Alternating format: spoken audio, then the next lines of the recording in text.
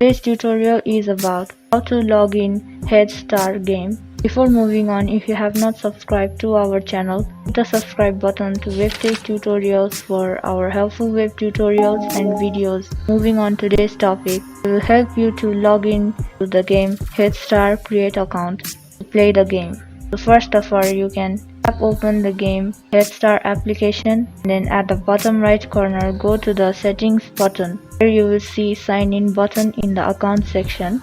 You have to sign in to this game with Google Play Games to save your game's progress and access your account from another device.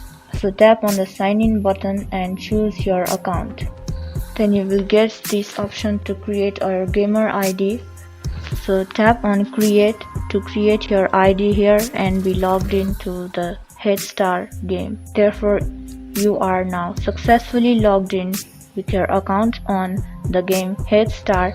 Now you can start playing the game. You can also check by going at the bottom right corner.